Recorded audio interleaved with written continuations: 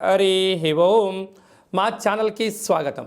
చూస్తున్న వీక్షకులకు ప్రేక్షకులకు ప్రియ కాలభైరవ భగవద్బంధులకి స్వాగతం పలుకుతూ మమ్మల్ని ఎంతగానో ఆదరిస్తూ ఉండబడినటువంటి ప్రియ సోదరి మనుషులకు అందరికీ, సనాతన ధర్మ సంరక్షకులకు అందరికీ కూడా నూతన తెలుగు ఉగాది పండగ శుభాకాంక్షలు.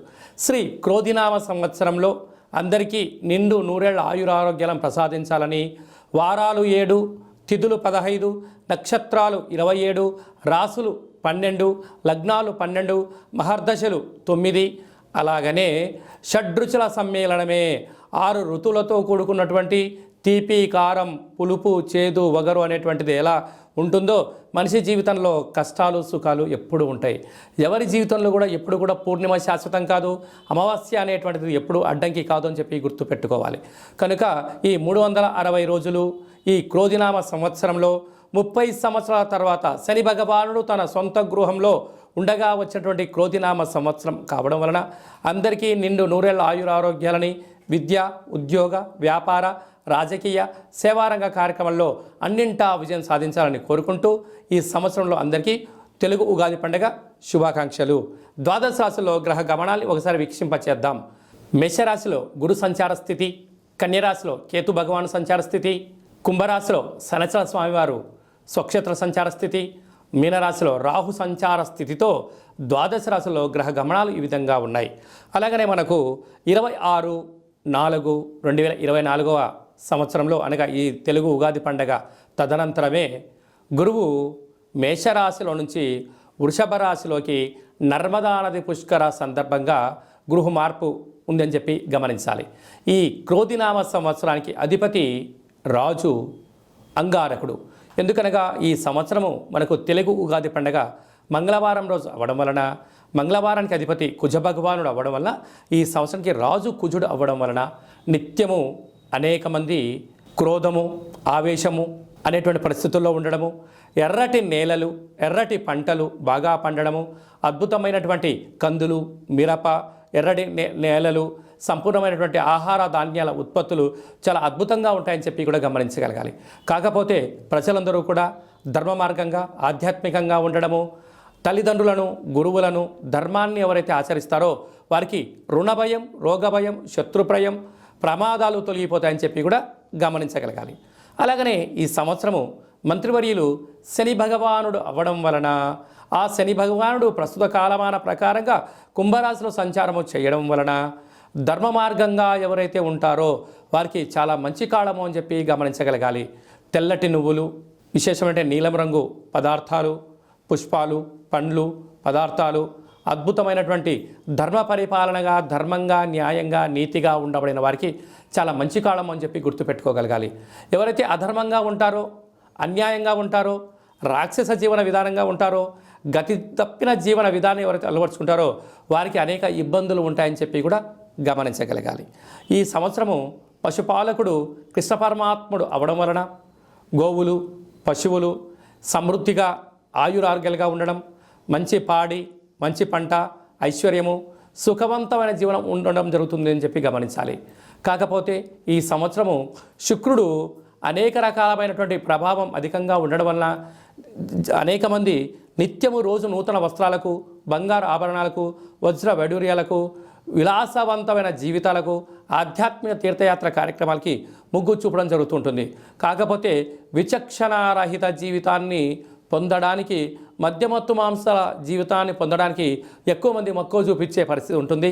కనుక దయచేసి అలా వెళ్లకుండా ఆధ్యాత్మికమైన చింతనతో మీరు ఉండగలిగితే ఈ సంవత్సరము అందరికీ పట్టిందల్లా బంగారం అయ్యేటువంటి యోగ్యత కనపడుతుందని చెప్పి గమనించాలి. కన్యరాశి వారికి శ్రీ క్రోధినామ సంవత్సరంలో ఎలా ఉండబోతుందో ఈ వీడియోలో సవివరంగా సంపూర్ణంగా తెలుసుకుందాం. కన్యరాశిలో ఏ నక్షత్రాలు వస్తాయనగా ఉత్తరా నక్షత్రంలోని 2, 3, 4 పాదాలు, హస్తా నక్షత్రంలోని 4 పాదాలు, చిత్తా నక్షత్రంలోని 1, 2 పాదాలను కలిపితే కన్యరాశి. కన్యరాశికి అధిపతి బుధుడు. ఈ సంవత్సరం వీరి యొక్క ఆదాయ వ్యయాన్ని మనం ఒకసారి పరిశీలించినట్లయితే ఆదాయం 5, వ్యయం 5 అంటే నష్టము రానటువంటి రాశులలో కన్యరాశి ఒకటే అని చెప్పి మీరు గుర్తుపెట్టుకోగలగాలి. అదే కాకుండా రాజ్యపూజ్యం 5, అవమానం 2.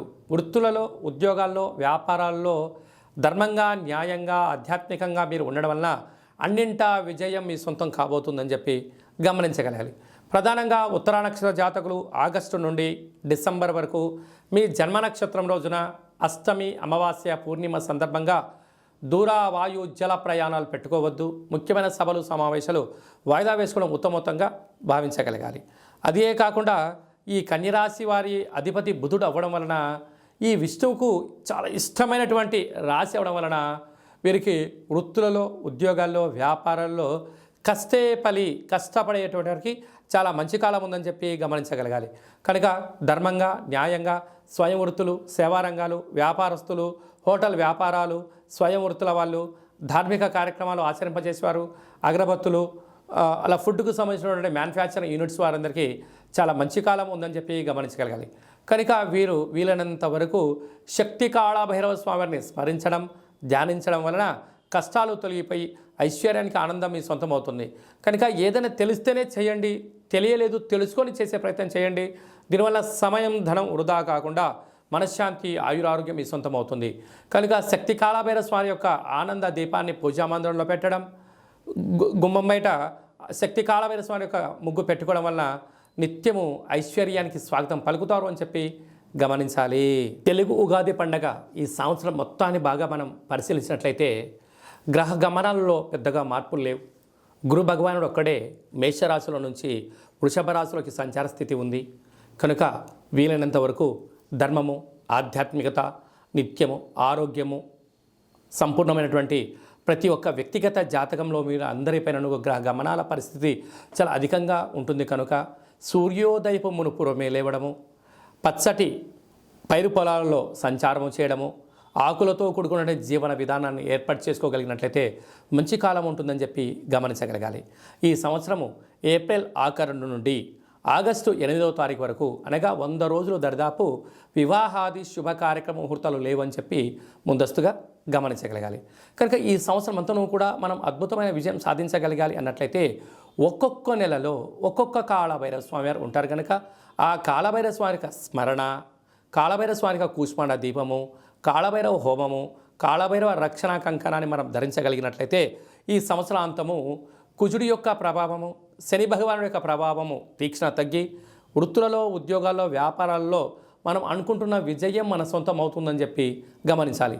ఇంకనూ మనం విజయం సాధించగలగాలి అన్నట్లయితే ఈ యొక్క పాత్ర కంచు పాత్ర అంటారు. అంటే కంచు మోగినట్టు కనకంబు మోగదు గదరా సుమతి అని చెప్పి మనకు సుమతి శతకంలో చెప్పుకున్నాం. ఇక్కడ రాసులు 12 ఎలా ఉంటాయో 12 రాసులను ఇందులో అచ్చు వేయడం జరుగుతుంది.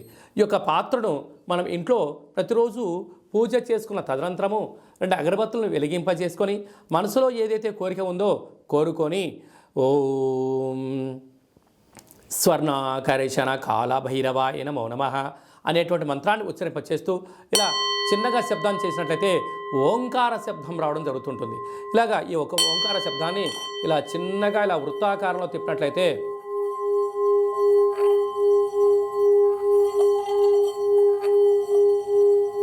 ఈ యొక్క శబ్ద తరంగాల ద్వారా గృహంలో ఉండబడినటువంటి దరిద్ర దేవత బయటికి వెళ్ళి బయట వీధిలో సంచారం చేసేటువంటి మహాలక్ష్మీదేవి అమ్మవారు మన గృహంలోకి స్వాగతం పలుకుతుందని చెప్పి గమనించగలగాలి.